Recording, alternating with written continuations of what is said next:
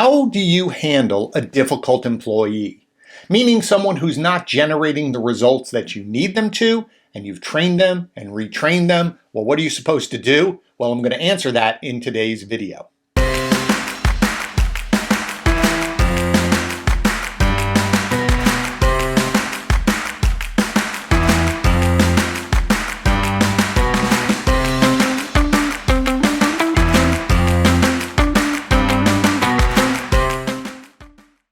Hi, and welcome back to another episode of You're in Charge Now What? I'm your host, Glenn Pasch, and the goal of this channel is to help those of you that now find yourself in charge of a team or a project or even a business build the skills necessary in order to build and lead high-performing teams. Each week, I'm going to focus just on one topic.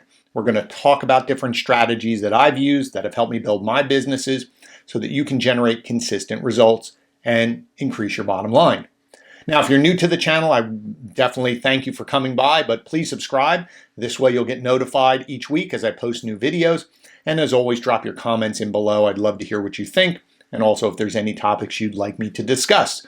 So let's dive into today's episode, The Difficult Employee.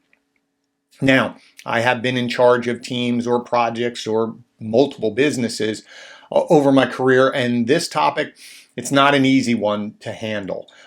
Just because you're dealing with another person who may not be generating the results you want, for whatever reasons, and we'll talk about the different reasons why, but sometimes you may have to let that person go, and that's impacting their livelihood. It's not an easy thing to sit down in front of someone and let them know that they're not meeting the standards and you have to let them go. But one of the things that I'm most proud of in my career, multiple managers who I've trained always said to me, it's a very interesting thing, Glenn. I don't know how you do it. How is it that when you let someone go, you terminate their employment, they shake your hand and they thank you? How does that happen? Well, if you follow what I'm going to share with you in terms of this process, it's no surprise that we got to this point. Where we end up with disagreements or episodes where there's yelling and screaming, it's when the employee has no idea that they're not meeting standards, and all of a sudden you come in and say, hey, you're not meeting standards, you have to go. And they're completely blindsided, and that's when emotions come in. So let's talk about the situations of what happens when you're dealing with someone who is not performing. Now, I will tell you that there are rare occasions that you have somebody who is really trying.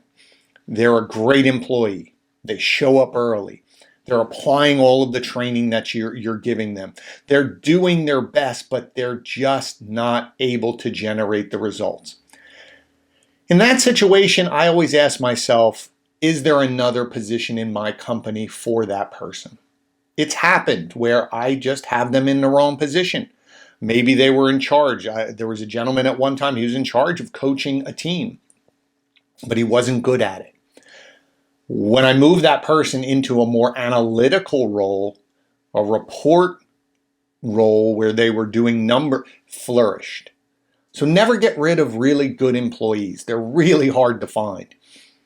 Hopefully you have something else for them in your business, and that makes them happy, makes you happy. Always finding the right position for people is really critical in your business's success. But what I want to talk about is two different types of people. One is the person who is just not delivering results and they seem like they don't care.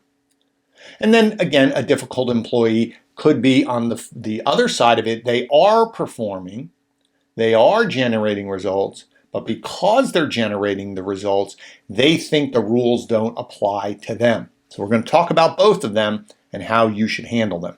So let's talk about it first. Here's our situation. Here's our problem. We have someone who is not generating results. I think the easiest way to describe this would be a sales job, because sales, as we've talked about, numerical. You need to sell 10, you need to sell 20, there's a number attached to my output. So it's easy to measure. Everyone knows if I'm supposed to sell 10 and I'm selling 7, there's a disconnect. If I'm supposed to sell 20 and I'm selling 15, disconnect. So if we've done everything correctly, as we've talked about in previous episodes, setting the expectation, being very clear, right? One of the traits of a great leader or a great manager is great communication skills, meaning everyone understands what's expected. So if I have a salesperson who is supposed to sell 10, they're selling 7. First, my job as their coach is to go back and inspect what they did. Remember, results are caused by actions, things people did. And even if they didn't do what they were supposed to, they're doing something else. Very few people in all of my career show up to work and don't do something. They're doing something, they just might be doing the wrong thing. So what do we need to do? First thing we do is we sit the person down and we talked about them. Meaning, you know that you're supposed to sell 10. We sold 7.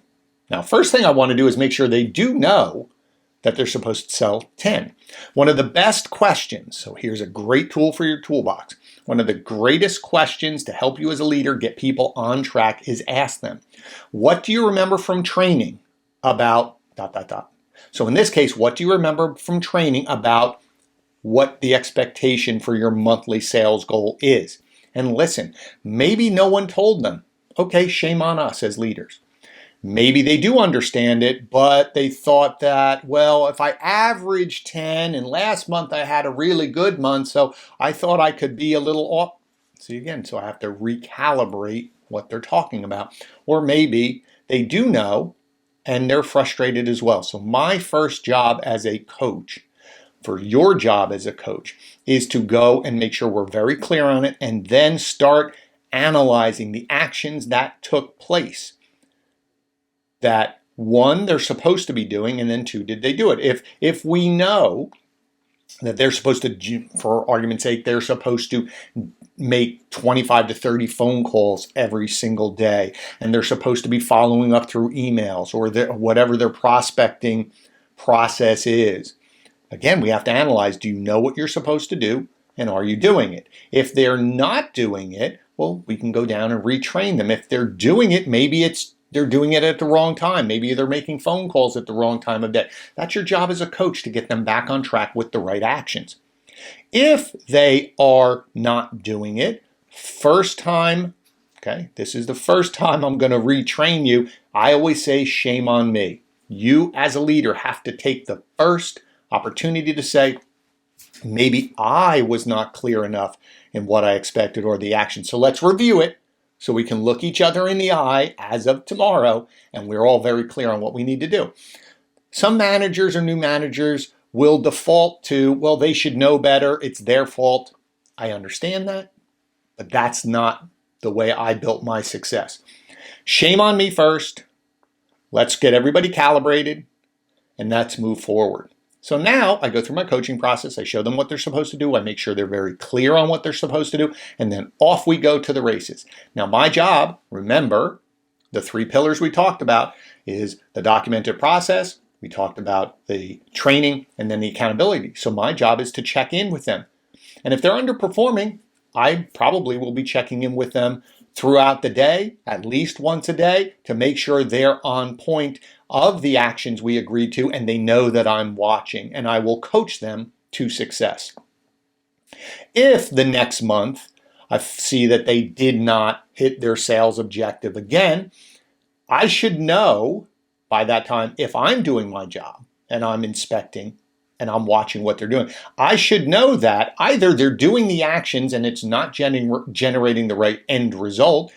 That's my job to figure that out. But if all of a sudden they're not generating those actions, well, now I have to have a conversation with that person to say, you're not generating the results that we need, but you're not even applying yourself to do the actions. And now I have to sit down with them, because now I can have a conversation to say, you know exactly what you're supposed to do, but you're choosing not to do it. Explain to me what's going on. Maybe you'll uncover a disagreement where they may say, well, I think my way is better. You change the process. I like the old way. And then you as a leader can make a decision or I've done it before where it's a deal where I'll say, well, let's do this. For the next 2 weeks, we do my way, but you have to do it 100%. And then the following 2 weeks, we'll do your way, and you can do it 100%. At the end of that time frame, whichever way works, we agree to move forward. Most times, that employee is going to accept that opportunity because in their mind, they're going to prove you wrong.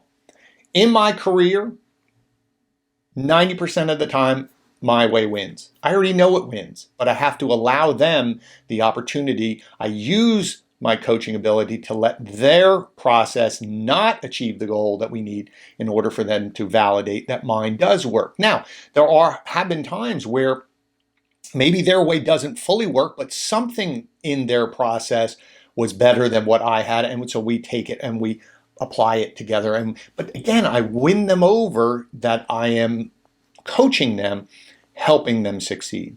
But if we have a conversation where they just say, well, I had a bad day, or tons of excuses, that's where you have to put your foot down and say, this cannot happen. Your job is to generate 10. I'm here to coach you. If you cannot do this, and you're choosing not to do the actions that will generate the results, meaning you're not making your phone calls, you're not following up, you're taking too many breaks, you're showing up late, all of that behavior, what you have to then explain to them is that they are now driving and pushing you to what I always call put my boss hat on, and now we're going down the road of documentation and discipline.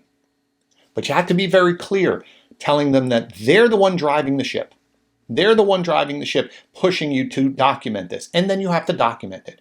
Whatever your documentation or disciplinary process is, meaning it's a verbal warning or a written warning and then a suspension, and on your documentation, this is how I make sure everybody understands what's coming next. And that's why there are people who shake my hand because they knew what's coming, is I will write, if this does not change or this behavior doesn't change, this is the next step of escalation, and they sign it.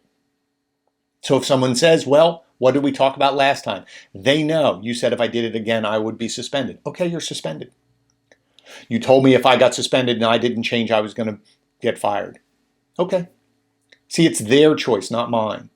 Now, I try to reason with them, especially if I think they have potential to be a good employee. I'll sit with them and say, why are you going to lose a good paying job over this? I don't understand. I try my best. I probably hold on to people maybe sometimes a little longer than I should because I think I can coach them.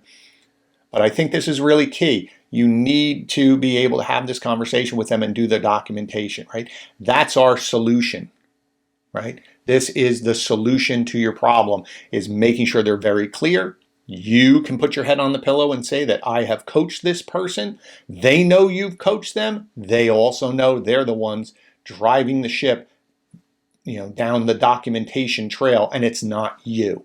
So that's our solution to that, right? So we had a problem. Now we have our solution. Now let's talk about our other problem, right? So problem number 2, boom. We have a person who is generating results, but maybe they're disruptive in meetings. They're making comments, thinking they're joking. Maybe they show up late. Maybe they take long lunches. Maybe they're not following the rules exactly. And what they default to always say is, well, look at my numbers. Look at my performance. You as a leader have to pull them aside and say to them, it's two separate things. Don't let them get down the number trail, right? So this is part of this solution. Don't let them derail the conversation talking about numbers. We focus on the behavior that you want. Your numbers are great. We're not talking about numbers. We're now talking about the fact that you're showing up late, or that you're coming back from lunch, or you're taking too many breaks. You have to, as a leader, choose your battles.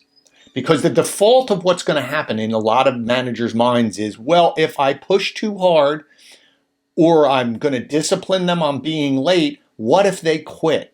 I'm going to lose that amount of performance. And yes, you may, but what you're not paying attention to is the impact on the rest of your team.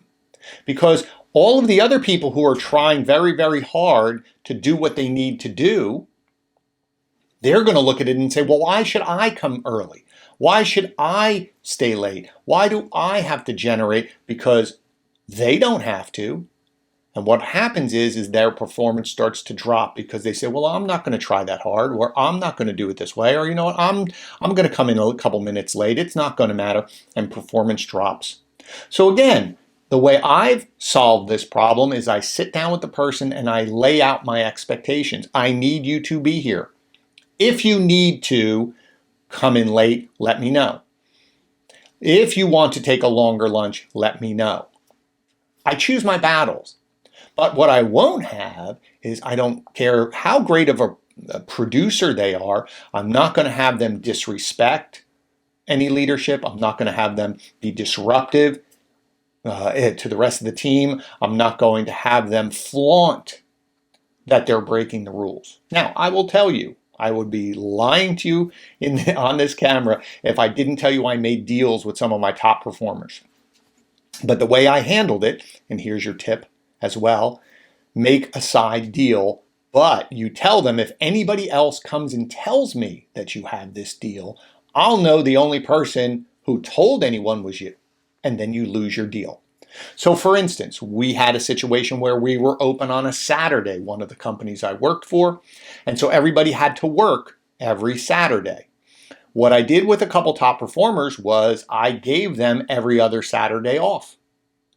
Now, when someone said, where is so-and-so? Why aren't they here? They had a family situation, so I let them off. But what I told one gentleman who another employee came up and said, I know the deal that you gave to Glenn. Glenn lost their deal because they talked about it. So again, there's strategies for you to deal with this, but you have to make a decision. Never let production stand in the way of what you're doing across the whole company. Because think about it, even if this person, everybody sells 10 and this person sells 15, I bet you if you lost that 15, you could rally the troops, you could make up some of that ground. Other people probably will pick up their pace. Why? Because you fired a top producer, and everyone else is going, wow, if he fired a top producer, then I better pick up my numbers. I better pick up my performance. You'll be able to gain the ground on that. So again, it's not easy, but I've seen more times than not, I've seen managers hold on to disruptive people, and they're not looking at what's happening to the rest of their business, the rest of their employees, morale and production with everyone else going down because you're holding on to a top performer for fear of their lost production. So let's summarize what we talked about today. When you're dealing with someone who is underperforming, first thing, number one, make sure you take responsibility first. I would say shame on me first. I wasn't clear. So I start clean slate, retrain, make sure everybody understands, and look them in the eye, and then move forward. And then I inspect, I hold them accountable. If I'm doing my job, if they're not generating results, I can see it. I don't have to wait till the end of the month. I can see production because I'm inspecting every single day. And then you have a conversation. Either they get on board with what you need them to do, or they're driving the ship down to documentation, which means eventually you may have to let them go, but it's not a surprise to them or to you because you've been very clear. The other person that we talked about is the disruptor because they are producing. I'm a special case. I get special privileges because I'm producing. No, you don't.